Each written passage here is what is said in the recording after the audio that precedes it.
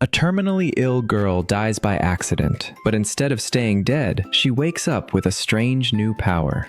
A broke dishwasher throws an empty can without thinking, and it blasts through 2 walls. Another neighborhood man discovers an even weirder ability. Whenever he lies, his body sticks to everything around him like a magnet. This is The WONDERfools, a wild Korean superhero comedy where ordinary losers accidentally unlock defective superpowers and become the most chaotic heroes imaginable. The trouble begins with Eun Chae-ni. Chae-ni works as an apprentice in her grandmother's restaurant, spending her days peeling onions until her eyes burn. Her life already feels exhausting, but there is one bigger problem. She has a terminal heart condition, and the doctor says she could die at any time. So Chae-ni starts wondering why she should keep living such a miserable routine. If she does not have much time left, she wants to travel and see the world. There is only one problem. She has no money. Chae-ni asks her grandmother for help, but her grandmother refuses. In Grandma's eyes, Chae-ni's body is too weak for a long trip. Staying home is the only way to keep her alive. But Chae-ni has already made up her mind. At the very least, before she dies, she wants to see what other cities look like. She packs her suitcase and prepares to run away. On the way out, she bumps into Kang Ro-bin, the restaurant dishwasher. Suddenly, Chae-ni gets a bold and ridiculous idea. She rushes to a shopping mall and buys everything needed for a fake kidnapping: rope, tape, and a knife. While she is leaving, she bumps into a man named Lee Woon-jung, a civil petitions office employee. After an awkward pause, both of them crouch down to pick up the scattered items. Chae-ni pays and hurries away, but she barely takes a few steps before Woon-jung grabs her. He stares at her suitcase and asks what is inside. Chae-ni tries to pull away, but Woon-jung asks if she is hiding the missing homeless man, Mr. Kim, in there. Chae-ni calls him crazy and tries to leave. Woon-jung realizes he may have gone too far, picks up her things, and apologizes. 2 days earlier, Mr. Kim had gone out to collect trash and never returned. That morning, his friend went to the civil petitions office to report that 2 of his friends had disappeared one after another. The office manager told him to report missing people to the police, not to City Hall. But the old man insisted the disappearances happened near a trash dump and that the dump fell under city jurisdiction. Another complainant, Sun Gyung-hoon, also kept reporting that same place. He had seen a giant carp, a chicken with alien-like eyes, and other strange signs of illegal contamination. Woon-jung checked the map and found that the dump was private property, meaning the civil office could not easily intervene. The old man left disappointed.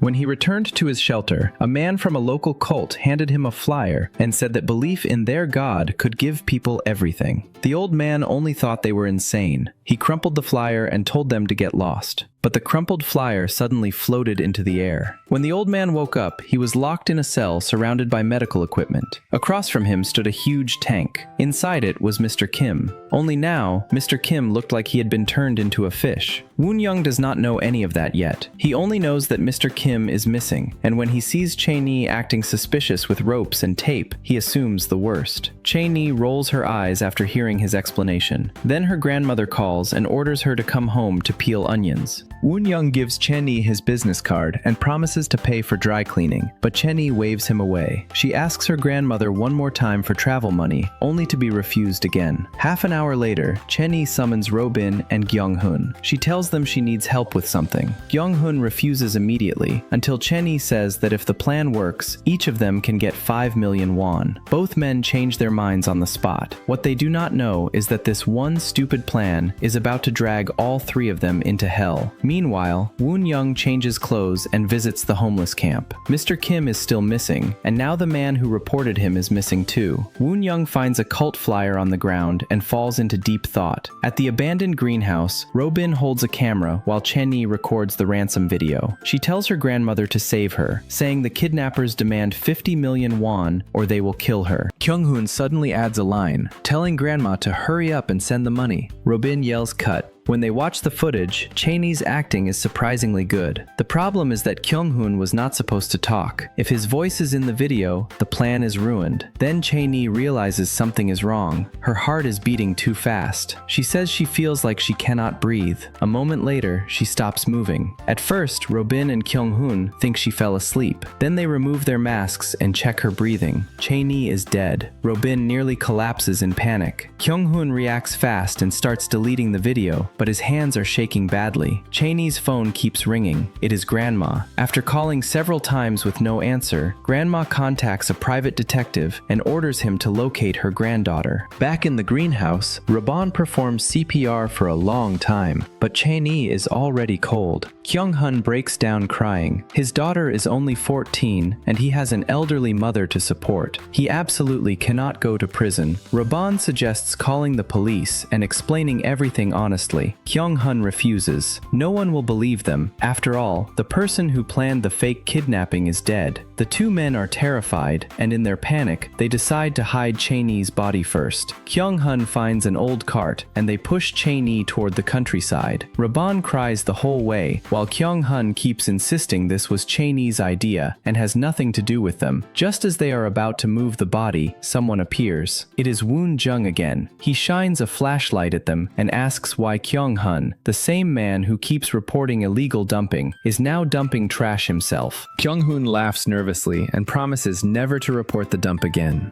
He asks Woon-jung to leave first. Then something impossible happens. Chae-ni's body seems to understand that line and disappears first. The air freezes. For several seconds, no one moves. Then, Woon-jung rushes toward the cart, while Robin and Kyung-hun run faster and fall straight into the polluted water. Woon-jung sees Chae-ni and accuses them of dumping a body. The two men scream that they only helped film a fake kidnapping video. Woon-jung says that means they kidnapped her and killed her. Robin shouts that they did not kill anyone, but Chae-ni has vanished into the water. Woon-jung calls the police. When officers arrive, he tells them he saw the two men kill a young woman and bring her here to dispose of the body. The police ask which woman. Woon-jung says it is the granddaughter of the restaurant owner. The officer points behind him and asks if he means the woman over there. Woon-jung turns around. Chae-ni is standing right there, alive.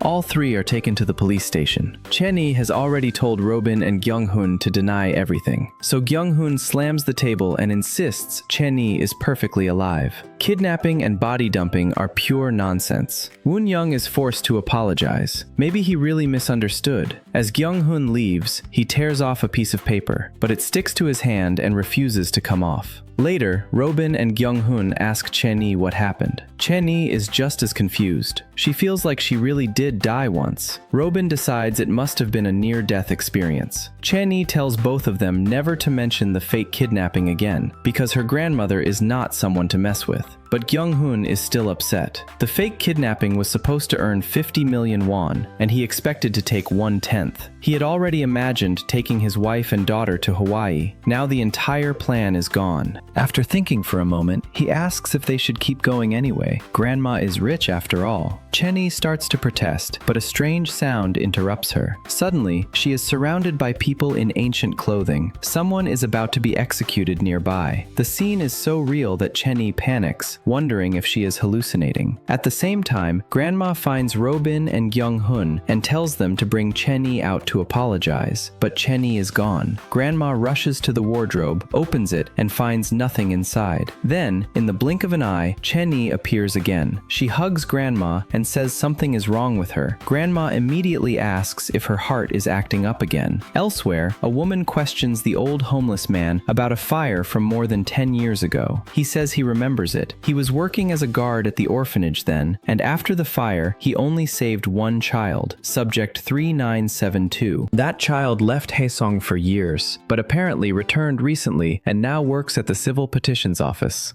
Woon-jung wakes from a nightmare. Every object in his room is floating in the air. The moment he lowers his head, everything crashes down. At the hospital, Chae-ni's doctor is stunned. Her terminal heart disease has completely healed. In 20 years of practice, he has never seen anything like it. Maybe it is a miracle. Meanwhile, Robin panics, afraid Grandma will fire him. He grabs an empty can and throws it, only for the can to smash through two walls. Kyung-hun returns home and discovers his hand is stuck to the refrigerator. No matter how hard he pulls, he cannot break free. The next morning, Grandma cooks a huge meal for Chae-ni and gives her a sticker book. Every time Chae-ni completes a task, she earns a sticker. Once she collects enough, Grandma will pay for her trip. Now that Chae-ni's body has somehow healed, Grandma no longer has a reason to lock her at home. Chae-ni is thrilled, but while she eats, Grandma receives a call and steps into the bedroom. Chae-ni looks at herself in the mirror. Her skin looks better, better, her ringing ears are gone, and her heart beats with new strength. How did her terminal illness suddenly disappear? And did she really travel into a historical drama? Just then, Grandma says a handsome man is outside looking for her. Chae-ni rushes out and finds Woon-jung. He asks her a strange question. How many times has she died? Chae-ni calls him insane. Woon-jung lowers his voice and asks if she knows about the Genius Project and whether she is the child of eternity. Chae-ni tells him to get lost. She later asks Eun-bin to contact Kyung-hoon and look for the camera from the greenhouse. She also heads there herself, unaware that Woon-jung is following her. Neither of them knows that a scarred man in a hood is also following from behind. Woon-jung wants to test Chae-ni's ability, but there are too many people around. Soon, Chae-ni reaches the greenhouse and searches for the camera. By pure coincidence, Woon-jung arrives just as a trash collector is playing with the camera. Woon-jung watches the footage and sees Chae-ni clearly dying. Now he knows she truly has a power. Kyung-hoon arrives next, only to see the greenhouse shaking violently. Chae-ni thinks it is an earthquake and tries to run, but it is too late. Suddenly, she is standing in front of an endless ocean. Somewhere else, a woman watching a television drama bursts out laughing because a person in modern hospital clothes has appeared in the historical scene. Back at the greenhouse, Woon-jung uses telekinesis to sweep away the collapsing wreckage. But after clearing everything, he realizes Chae-ni has disappeared. The scarred man watches from a hill. Kyung-hoon is terrified. Chae-ni has a power too. Chae-ni reappears just as frightened. She taps Woon-jung on the shoulder to ask what is happening, but he reacts instantly and pushes her away with telekinesis. Time seems to slow down as Chae-ni flies across the ruins. When she wakes up, she is in Eun-bin's room. The bullet holes in her clothes are still there, but she is alive. Eun-bin says this was not a near-death experience. They really have superpowers. The two rush to Kyung-hoon, who is also struggling. This time, he is stuck not only to a flower pot, but also to the floor. Chae-ni thinks his power is impressive. Kyung-hoon warns them to keep it secret. If anyone finds out, they may be captured and used for experiments. Chae-ni asks if he knows something. Kyung-hoon tells her to ask the guy from the civil petitions office. So Chae-ni goes straight to Woon-jung and asks what happened yesterday. Woon-jung pretends he does not know. Chae-ni deliberately shouts that they seem to have superpowers. Woon-jung panics and tells her to shut up. Then he presses the service number button to call the next visitor. Chae-ni slaps her own ticket onto the desk. The next visitor is still her. Woon-jung keeps calling numbers, but Chae-ni keeps appearing. Finally, he gets an outside assignment from his manager and runs away. Chae-ni is ready. She gets into Kyung-hoon's car and follows him. Meanwhile, Grandma hears that Director Choi has died. Before his death, the old man left a note saying Dr. Hyo is innocent and that the guilty ones are the investors. Grandma remembers the secret experiment from years ago. A group of orphans were taken into a hidden laboratory. Dr. Hyo used them for human experiments, and before long, the children awakened different superpowers.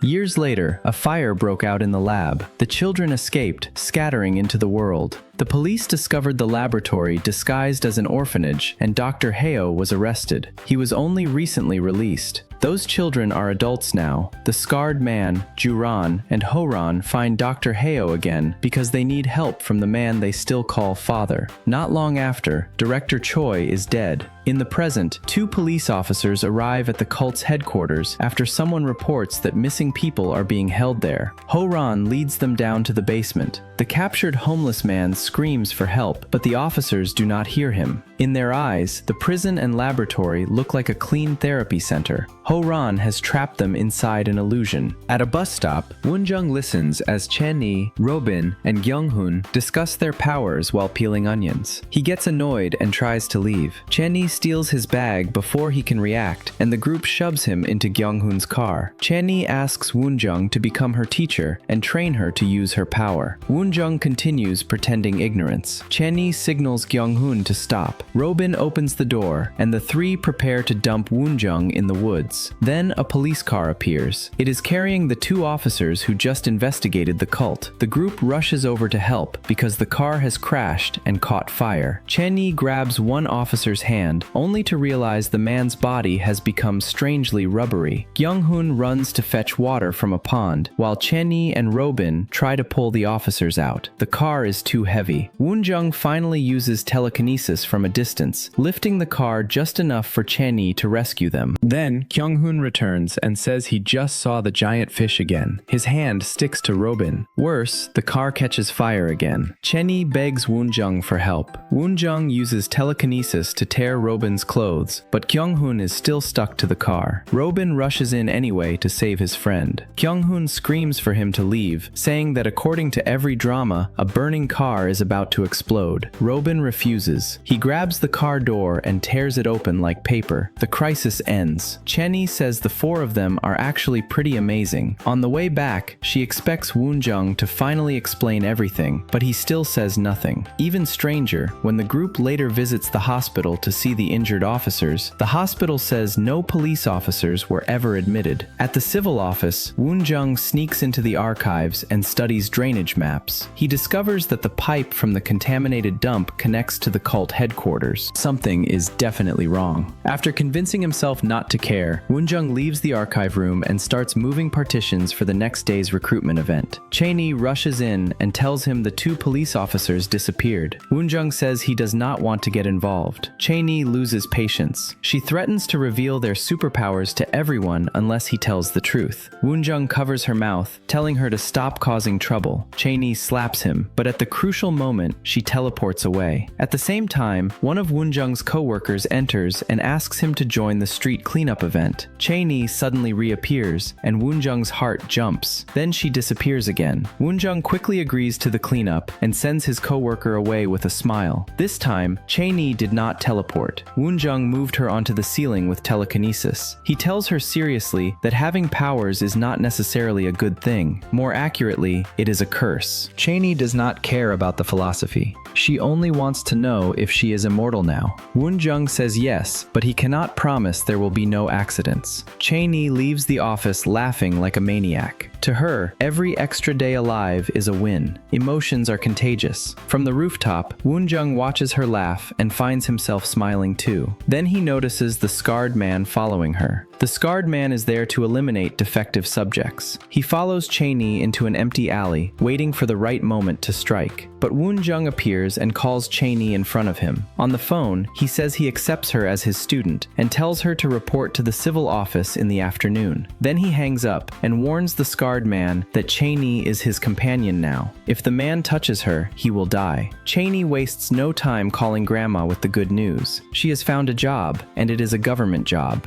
Grandma happily returns to the restaurant to celebrate, only to find an old acquaintance waiting. It is Dr. Hae. He tells Grandma that years ago, wealthy people invested in the Genius Project to chase immortality. The project failed, but the children who suffered in it were real. Now those children are sick, and the investors refuse to help them. He asks about the child of eternity, the only one who can cure the side effects. Grandma says that child died in the fire. Dr. Hae does not believe her. The child of eternity cannot die. He tested the boy many times, and that heart regenerated endlessly. But never dying does not mean never hurting. Little Woon-jung could not bear watching his friend die, and revive again in endless torture. So he unleashed his telekinesis and destroyed the lab. The fire began. When Grandma comes back to the present, Dr. Hae has disappeared. Everyone in the restaurant has forgotten he was ever there. The next day, Chae-ni, Robin, and Kyung-hoon go to the civil office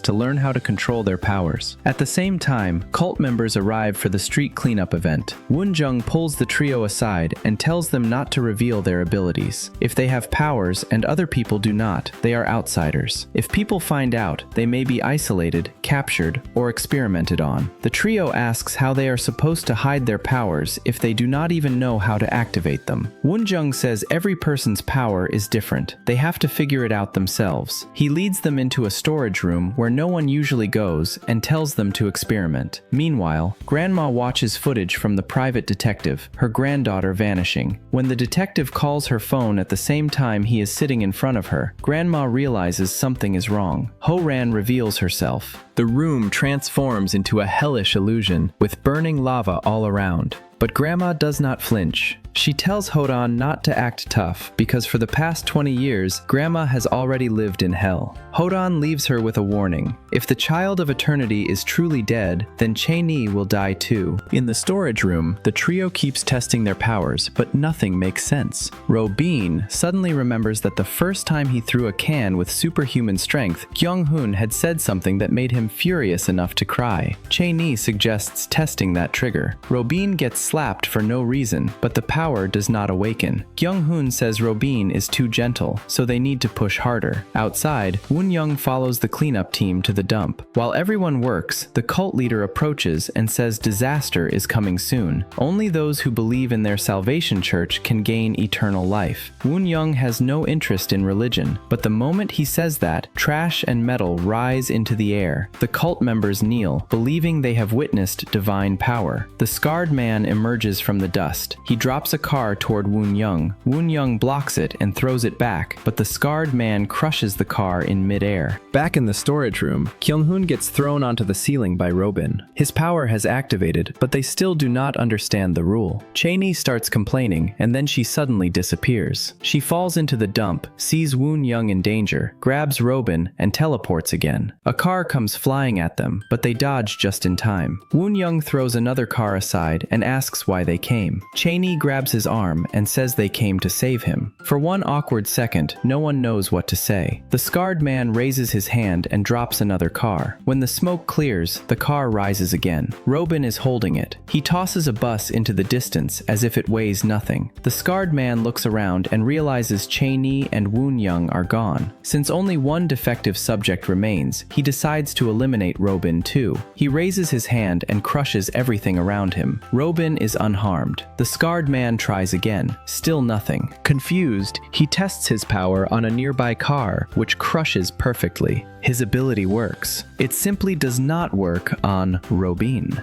Eun-bin, completely misreading the situation, asks if the scarred man is moving his hands because he wants him to join in the rhythm. Meanwhile, Chae-ni and Woon-jung have teleported somewhere freezing cold. Chae-ni has been impaled through the neck by a metal pole, but she smiles and tells Woon-jung that her long-time dream finally came true. The aurora is beautiful. Then she stops breathing. Woon-jung refuses to give up and performs CPR. While trying to save her, he notices the surgical scar on her chest. A snowflake lands on Chae-ni's eye. Miraculously, she comes back to life. Woon-jung realizes she may truly be connected to the Child of Eternity, but the original Child of Eternity was a boy. Same power, different person. What happened? The shock overwhelms him, and Woon-jung collapses. Chae-ni teleports him back to his apartment. The place is almost empty, and even the few pieces of furniture make harsh noises when touched. While treating his wounds, Chae-ni sees old scars covering his body. At the same time, the scarred man is in bad condition too. After fighting Eun-bin, he has nearly exhausted his power, and the side effects spread across his arm. Horan mocks him for risking his life just to find the Child of Eternity before Woon-jung does. But Horan herself is unsettled. She remembers childhood when she created an underwater illusion for Woon-jung to ease the pain of the experiments. Seeing him smile then had made her feel useful. Now she has seen Woon-jung smile sincerely at Chae-ni without any illusion. That makes her angry. Back at Woon-jung's apartment, Chae-ni reaches out to wipe his face, but everything in the room begins floating. Feverish and trapped in a childhood nightmare, Woon-jung grabs her wrist. Even after all these years, the memory of being forced into human experiments still terrifies him.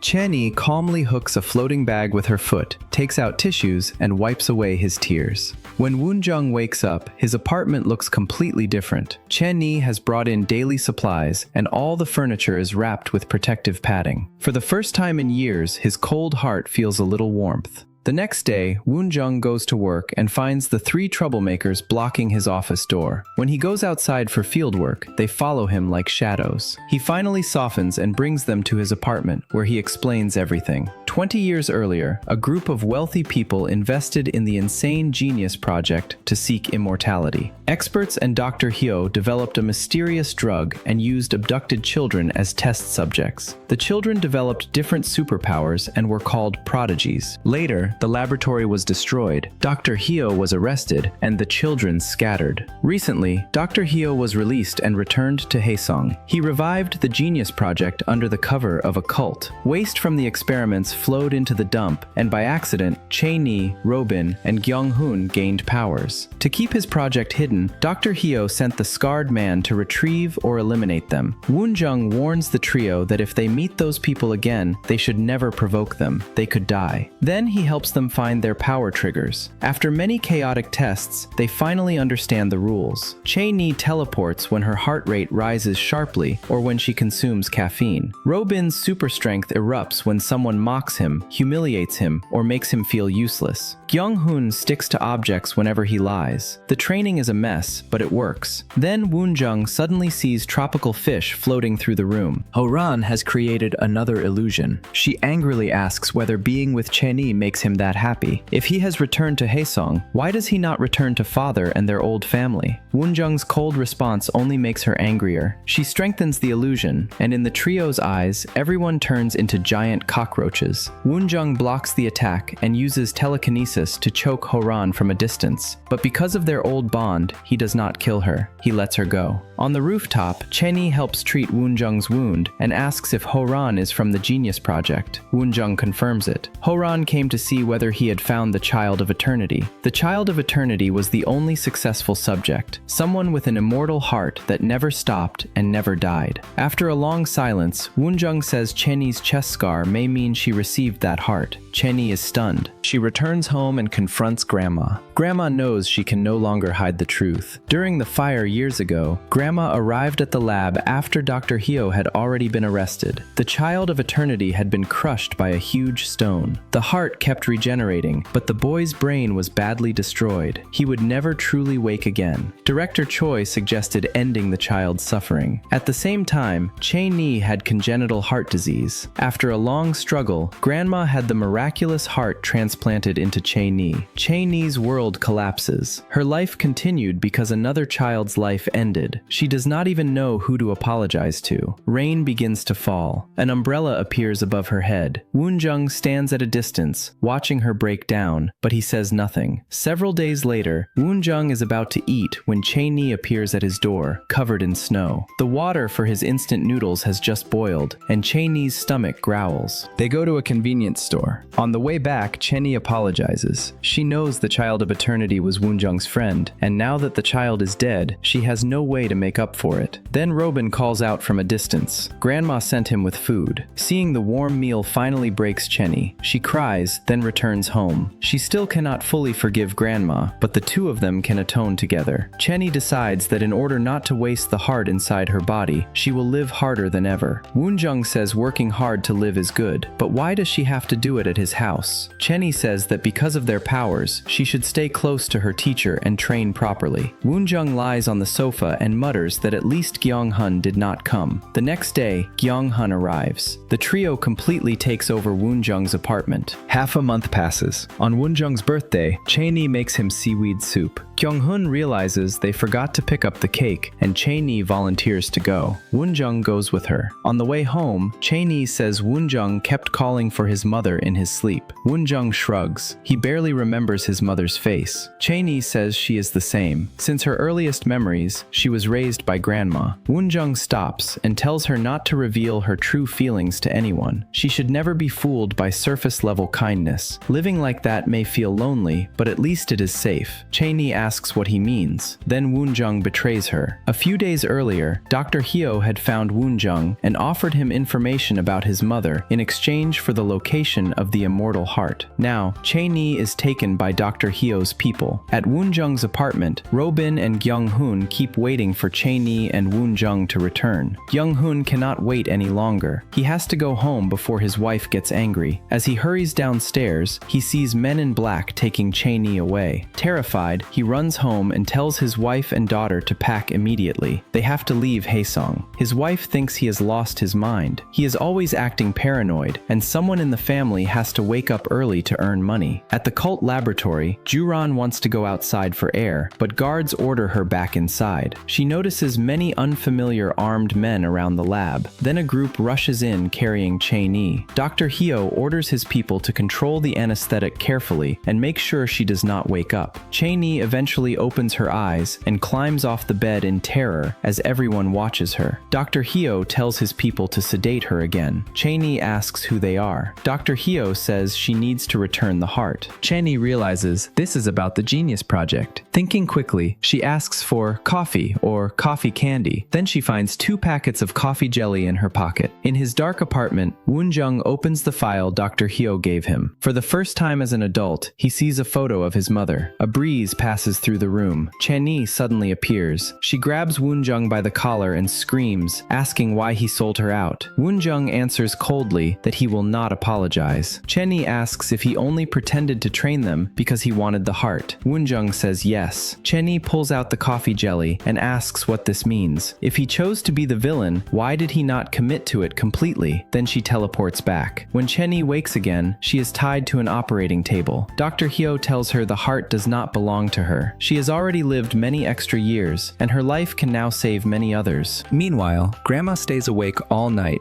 At dawn, she changes into clothes she has kept for years and visits Chairman Kim, one of the founders of the Genius Project. His secretary claims he is overseas. Grandma knows it is a lie. At that moment, the private detective calls and says he has found out who helped Dr. Hyo get out of prison. It was Chairman Kim. Kyung-hun finally tells Eun-bin what he saw the night before. Eun-bin does not want to believe Woon-jung betrayed Chae-ni. If Woon-jung wanted to hurt them, why teach them how to use their powers? Kyung-hun swears on a pot lid that he really saw Woon-jung sell Chae-ni out. The lid falls to the ground. His power does not activate. That means he is telling the truth. Eun-bin panics. Why did Kyung-hun wait so long to say something this important? Kyung-hun says they are both cowards and useless men. Even if they knew, what could they do? Eun-bin explodes. Chae-ni is his only friend. When he was in school, he was bad at studying and bad at sports, so he became the class target. Chae-ni was the one who protected him. She was the first person who ever helped him. Eun-bin goes to Woon-jung's apartment and politely asks where Chae-ni is. Woon-jung waves his hand, sending a suitcase crashing into Eun-bin and knocking himself down too. Eun-bin gets up and charges forward. Woon-jung's telekinesis traps him, but Eun-bin keeps moving closer, inch by inch. Then Eun-bin's phone rings. Kyung-hun asks where he is. Woon-jung's phone rings too. Grandma wants to meet him. At Chae-ni's house, Woon-jung enters her room while Grandma is away. The room is full of photos, and near the bed is her life wish list. Go to a concert, kiss someone she likes, fall in love, live past 30. Every wish is painfully ordinary. Grandma prepares a huge meal and sincerely apologizes to Woon-jung. She admits she invested in the Genius Project, but says she did not know Dr. Ho used living children in the experiments. Woon-jung does not want to hear it. Grandma simply asks where Chae-ni is. She says she will save her granddaughter herself. Woon-jung stands up and says it is already too late. Eun-bin and Kyung-hun catch up and call him teacher. Woon-jung looks at them and remembers the time they spent together. These 3 annoying people somehow became hard to let go of, so he gives them Chae-ni's location and decides to join the rescue. Before leaving Haeseong, he wants to settle everything here. Eun-bin joins immediately. Kyung-hun hesitates. 3 people breaking into a cult with more than 100 members sounds like suicide. Inside the cult, Horan has been driven nearly mad by confinement and torture. She came to ask for medicine, not to be locked up. Jaran says she may have seen the Child of Eternity recently. Then Dr. Hyo enters, ready to perform the surgery. Jaran decides to gamble and uses her mind control power on him. Dr. Hyo only smiles and warns her not to resist and not to use her power against him. At that moment, the security chief comes in and orders the scarred man and Horan outside because someone is causing trouble. Grandma has gathered the neighbors and blocked the cult's front gate, drawing nearly all the guards away. Woon-jung, Eun-bin, and Kyung-hun slip in through a rear ventilation duct. The first thing they see is a warehouse full of the drug. Woon-jung is shocked. What is Dr. Hyo making so much of it for? It is not something people can simply drink. While Woon-jung is distracted, Eun-bin and Kyung-hun work together to pull the guards below into the vents and knock them out. Woon-jung studies the map and sees that the laboratory is nearby. Kyung-hun says he memorized a shortcut earlier. Soon, Horan receives word that intruders have entered.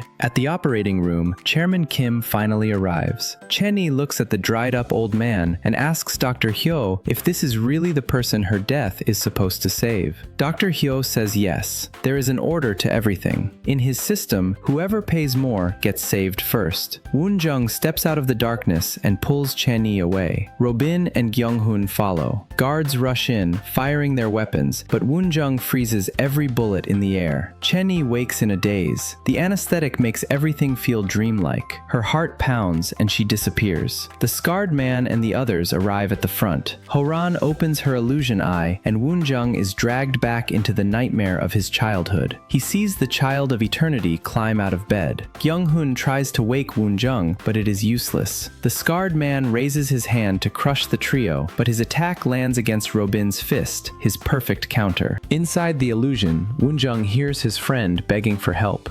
The moment he reaches out, a giant stone falls and kills the boy. Horan asks if he remembers now. Back then, Woon-jung's own rage destroyed the laboratory, and their friend was crushed to death because of him. Woon-jung's emotions collapse. Gravity twists through the room. Chae-ni teleports into the center of the storm, and Robin shouts that their teacher has lost control. If they do not stop him, the building will collapse. Robin launches Chae-ni toward Woon-jung. Her hand reaches closer and closer until she finally touches him. Chae-ni asks Robin to carry Woon-jung out first, but Robin is exhausted. Kyung-hun claims he is too scared to move. Chae-ni eats the coffee jelly and teleports everyone away. But Kyung-hun lies about standing on the floor and sticks to it, missing the escape. Chae-ni tries to go back for him, but her next teleport misfires. She lands in the chapel and overhears Dr. Ho bringing out a blue injection. He explains that the drug was made from cells extracted from the immortal heart. It can rapidly regenerate the body. Chairman Kim, almost dead, tells him to stop talking and inject it. At first, the result looks miraculous. The old man's skin tightens, his hair grows back, and he seems 50 years younger. Everyone stares in shock. 2 minutes later, the monitor alarms. Chairman Kim clutches his heart. His skin ages again, his hair falls out, and he dies. Dr. Ho calmly says this is exactly why he needed test subjects first. If he had injected the others, they would be the ones lying dead. But the experiment is nearly successful. Once he captures Chae-ni again, he can finish the cure, eliminate the side effects, and create a true new human race. Chae-ni teleports again, but still cannot escape the church. She lands in front of the congregation and tells them to leave. The end of the world is not coming. There is no God here. Then everyone raises their head at once. Jiran's voice fills the hall. She says intruders have entered the church, and anyone who catches them will be rewarded. The believers move toward Chae-ni like a swarm. Woon-jung arrives just in time and pulls her away. While the others run, Kyung-hun is stuck to the ceiling above a room where cult members dispose of failed experiments. The acid and the smell make him sick, but he keeps crawling through the vents. Then he hears something terrifying. Horan tells Jiran that father plans to spread the drug across all of Haeseong. Kyung-hun almost falls from the ceiling. Dr. Ho wants to dose the entire city. On the other side of the facility, Woon-jung tells Chae-ni to take Robin and leave. He will follow soon. The scarred man attacks. But because the side effects are destroying both of them, neither Woon-jung nor the scarred man dares to use much power. Instead, the two superpowered men end up wrestling with their bare hands. Kyung-hun finally crawls out of the duct, only to run into hypnotized believers. He quickly pretends to be one of them. Chae-ni arrives just in time and saves him. They run back to the main hall, but the place is ruined. Woon-jung and the scarred man are gone. Kyung-hun tells Chae-ni to leave because they cannot stay here anymore. Chae-ni refuses. She has to find her teacher first. Then Kyung-hun says the end of the world is coming. Chae-ni freezes. That is cult language. Did Kyung-hun join the church? Kyung-hun says no. He heard Dr. Hyo plans to spread the drug across all of Haeseong. Chae-ni grabs his hand. They do not stick together. He is telling the truth. At the church entrance, Grandma arrives with more people. A sharp noise blasts from the speakers, and the hypnotized crowd gradually wakes up. Meanwhile, Woon-jung reaches the underground lab. Dr. Hyo is still experimenting. Woon-jung asks if all these victims were not enough. Dr. Hyo says everything he does is for humanity. If immortality can be created, every sacrifice is worth it. Woon-jung says the experiment failed years ago. Even the child of eternity was only an incomplete product. Dr. Hyo disagrees. To him, it is only a question of probability. Back then, there were only 36 children. If the experiment is scaled up, how many children of eternity could be produced? He tells Woon-jung to believe him. If the plan succeeds, he can create perfect new humans. Woon-jung has heard enough. Even with sniper lasers locked onto him, he unleashes his power. The laboratory explodes again, and the ambitious Dr. Hae-oh is hit. Later, Juran wakes in the rubble and searches until she finds Dr. Hae-oh. Hoping against hope, she injects him with the incomplete drug. 1 minute passes, then 2. The monitor remains flat. Dr. Hae-oh is dead. Juran's grief turns into rage. She sees Woon-jung lying injured in the corner, and a cruel plan forms in her mind. Outside, Haeseong is celebrating. It is December 31st, 1999, the final day of the century. Crowds gather for a once-in-a-millennium celebration. Kyung-hoon suddenly runs into the street, spreading his arms and shouting that the Salvation Church will destroy Haeseong and that the apocalypse is today. His wife is mortified and tells him to stop embarrassing himself. The civil office director laughs too, saying the church sponsored tonight's fireworks show with a huge donation. Kyung-hoon realizes the danger. If the cult cannot spread the drug by truck, it may use the fireworks to release it across the city at midnight. He, Chae-ni, and Eun-bin split up to search for the drug. They stop countless trucks entering the city, but none belong to the cult. As night falls, the parade grows louder and the crowd gets thicker. Eun-bin and Chae-ni move through the street and suddenly spot Woon-jung. They rush toward him like they have found their savior, but Woon-jung raises his hand and sends Eun-bin flying. A car comes crashing toward Chae-ni, and Eun-bin barely reacts in time to shield her. They look at Woon-jung and see that his eyes are empty. Juran is controlling him. Cars fly over the street. The crowd screams and scatters. Chae-ni finds a loudspeaker in a trash pile and tries to use it to disrupt Juran's control, but Woon-jung grabs her by the throat before she can use it. The loudspeaker shatters. As Chae-ni starts to pass out, her heart races. She teleports herself and Woon-jung away. Only then does Woon-jung regain consciousness, but Juran's plan continues. The 4 heroes end up fighting cult members in the street, but there are too many of them. At the crucial moment, Kyung-hoon finally steps forward and uses his sticking power. The neighbors stare in shock. Those 4 people really have superpowers. Woon-jung learns about the drug plan. Eun-bin says they searched for a long time but still could not find the vehicle. Then Kyung-hoon remembers what the civil office director said. The cult sponsored a fireworks show at midnight. The drug may be hidden in the fireworks, meant to spread over the entire city in one launch. Woon-jung stays behind to hold off the revived cult members, while Chae-ni teleports Eun-bin to the launch site. The fireworks are ready. On a rooftop nearby, Kyung-hoon sees Juran controlling the crowd. He backs up, runs, and leaps toward her. Chae-ni and Eun-bin inspect every firework but find no drug. Then someone shouts. Something huge appears in the sky. Woon-jung is coughing blood now. His power's side effects are too severe, and he cannot keep going much longer. Kyung-hoon reaches the rooftop and begs Juran to stop. If she continues, everyone will die. Juran crashes down, and the mind control breaks. Horan arrives and asks if they cannot just end it here. Juran refuses. The scarred man is dead. Father is dead. No one can save them anymore. If they cannot be saved, then all of Haeseong can die with them. When Kyung-hoon wakes up, everyone has gathered in the street. Chae-ni returns and walks toward the injured Woon-jung. Woon-jung is about to speak when he feels warmth in his chest. Chae-ni has stabbed him.